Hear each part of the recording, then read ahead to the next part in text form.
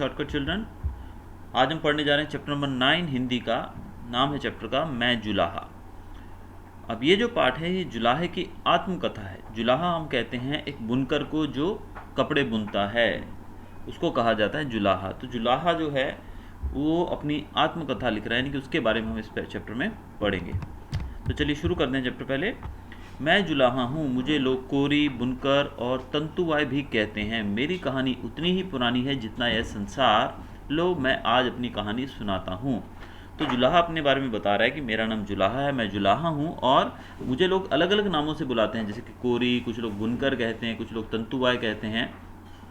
और मेरी कहानी भी उतनी पुरानी है जितना संसार, यानी कि जितनी पुरानी हमारी सभ्यता है तब से जुलाहे का जो अस्तित्व है तब से है।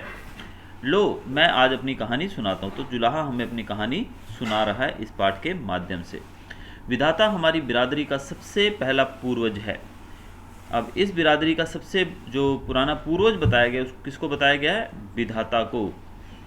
कहते हैं कि विधाता सूर्य की किरणों द्वारा दिन रूपी सफ़ेद वस्त्र बुनता रहता है। विधाता मतलब यहाँ पर गॉड की बात की गई है। तो भगवान जो है वो सूर्य की किरणों के द्वारा, सूर्य की किरणें जो हैं उसके द्वारा वो सफ़ेद वस्त्र, सफ़ेद रंग के कपड़े बुनता रहता है। और अंधकार से रात्रि का काला वस्त्र, यानी कि दिन के उजाले से सफ़ेद वस्त्र बुने जाते हैं और रात के अंधकार से काले वस्त्र बुने जाते हैं। मैडम चाय बना रहे हो? कब बना देना।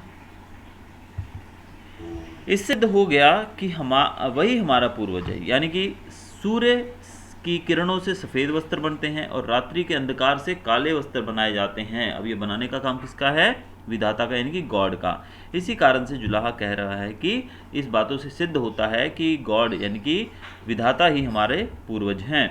ये हम ही थे जिन्होंने मानव जाति को सर्वप्रथम वस्त्र प्रदान कर उन्हें सभ्यता की दीक्षा दी।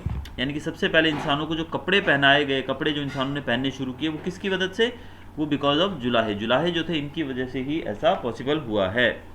जब विश्व के लोग नग्न अवस्था में वनों और पर्वतों की खाक छाना करते थे और उन्हें खेती बाड़ी तक नहीं करना आता था, तब हम ही ने ऊन से, जंगली कपास से तथा तंतुओं वाली अन्य वस्तुओं से वस्त्र तैयार किए और लोगों की नग्नता दूर की।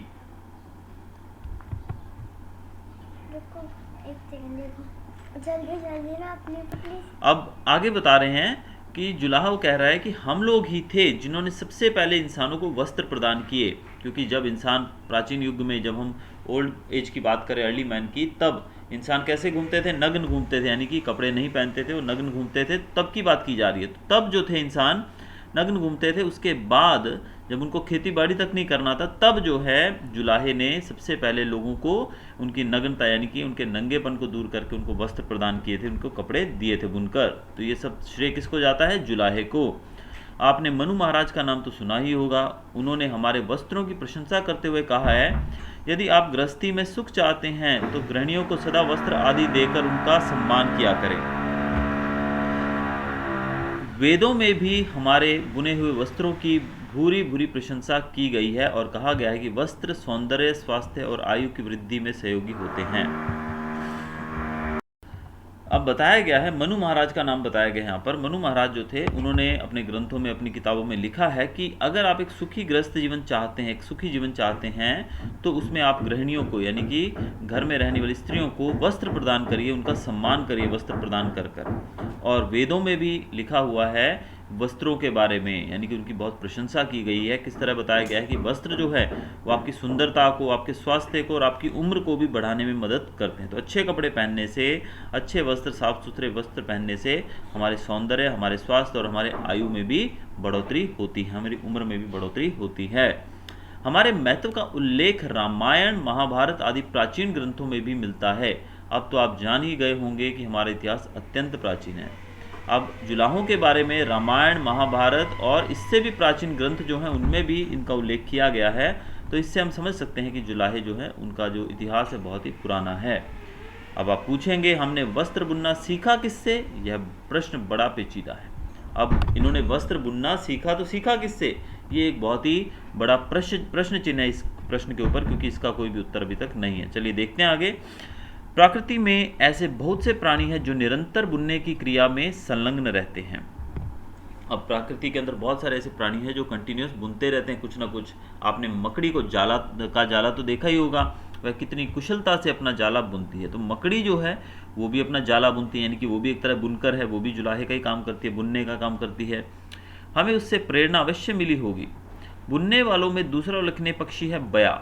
आपने देखा होगा कि बया पक्षी पेड़ों के साथ बोतलों सी आकृति के घोंसले बुनती है। आपने ये देखा होगा, बया पक्षी का नाम लेते ही आपके माइंड में आ गया होगा, जो पेड़ों के ऊपर उल्टे लटके होते हैं कुछ घोंसले, वो घोंसले जो है वो बया नामक पक्षी के द्वारा बनाए जाते हैं।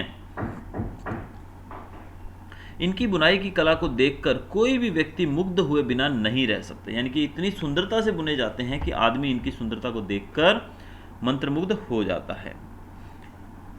मुझे पूर्ण विश्वास है कि बया पक्षी हमें बुनने की कला की प्रेरणा देने में हमारा गुरु अवश्य रहा होगा।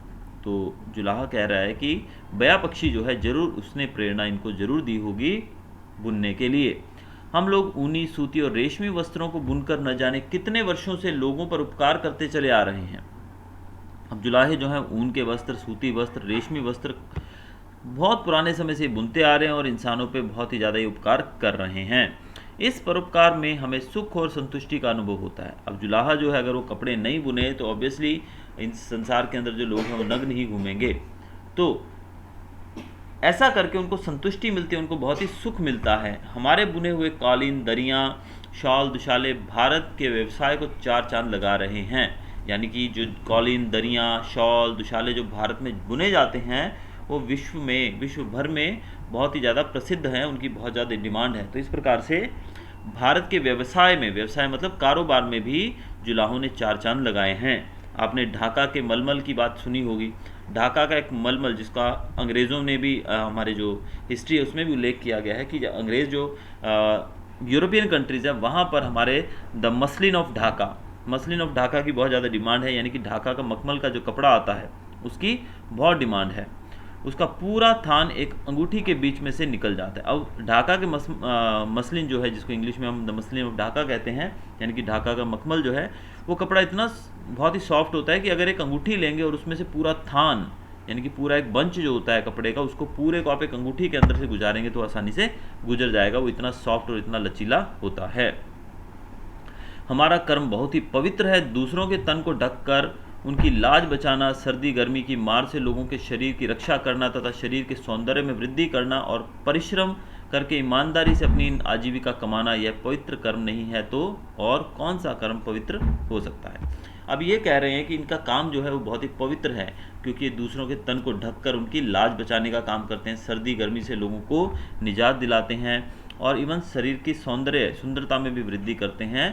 और इस तरीके से ये मेहनत करके अपनी आजीविका का मतलब होता है अपनी रोजी रोटी कमाते हैं। तो ये बहुत ही पवित्र कार्य है।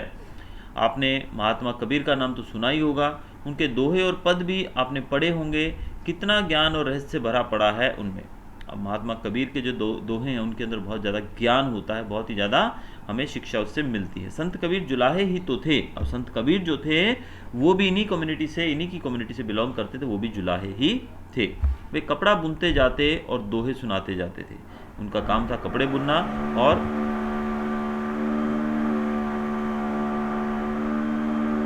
कपड़े बुनने के साथ साथ वो लोगों को दोहे भी सुनाते थे। अनपढ़ होते हुए भी कितना सम्मान था समाज में उनका। तो वो अनपढ़ थे लेकिन फिर भी उनका बहुत ज़्यादा समाज के अंदर सम्मान था, रिस्पेक्ट थी।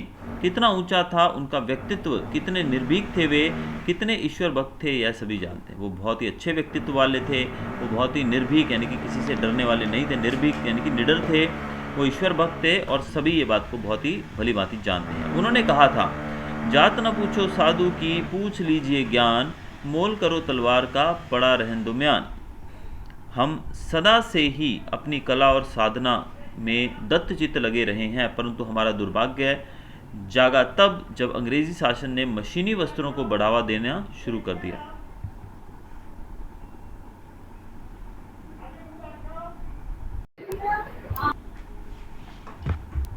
यहाँ पर बताया गया है कि सदा से ये बहुत ही ज़्यादा मतलब मेहनती लोग हैं, लेकिन इनकी मेहनत को ग्रहण तब लगा जब अंग्रेज़ों ने भारत में रूल किया और अंग्रेज़ों ने वस्त्रों को बनाने के लिए मशीनों को बढ़ावा देना शुरू किया।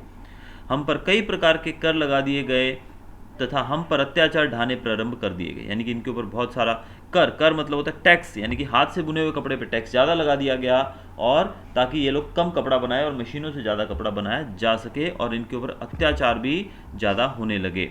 धन्य है महात्मा गांधी जिन्होंने विदेशी वस्त्रों की होली जलाई और स्वदेशी आंदोलन चलाकर हमें जीवनदान दिया। तो महात्मा गांधी को इन्होंने धन्य कहा है कि उन्होंने विदेशी वस्त्रों की होली जलाई, यानी कि विदेशी कपड़ों का, फॉरेन क्लोथ्स का बॉयकॉट किया और स्वदेशी आंदोलन चलाकर इनके लिए काम किया। उन्होंने स्वयं चरखा चलाकर सूत काता और खादी बुनने को प्रोत्साहित किया। गांधी जी ने खुद सूत काता यानी कि चरखा चलाकर कपड़े बनाने के लिए लोगों को प्रोत्साहित किया। उन्होंने खादी ग्रामोद्योग का विशेष प्रचार किया। हम डूबते तो तिनके का सहारा मिल गया। अब इन्होंने खादी ग्रामोद्योग का प्रचार किया, यानी कि खादी जो थी उसको बढ़ावा दिया जाने लगा, खादी को बढ़ावा दिया जाने लगा। अब तक क्या था, अंग्रेज लोग जो बढ़ावा दे रहे थे मशीनीकरण को, मशीनों से बने जाने वाले कपड़े को, लेकिन इन्होंने, गांधी जी ने ग्रामोद्योग को बढ़ावा दिया, यानी कि खादी जिसको बोलते हैं, खादी यानी कि खादी के कपड़े जो कि पूरी तरीके से भारत में बनते हैं और हाथ से बनाए जाते हैं। तो इस प्रकार जुलाहे जो थे उनको डूबते को तिनके का सहारा मिल गया। आज खादी पहनना गर्व का विषय माना जाता है। तो आज हम जानते हैं कि खादी के कपड़े जो पहनते हैं वो बहुत ही गर्व माना जाता है। अब खादी आधुनिकता और फैशन का पर्याय बन चुकी है।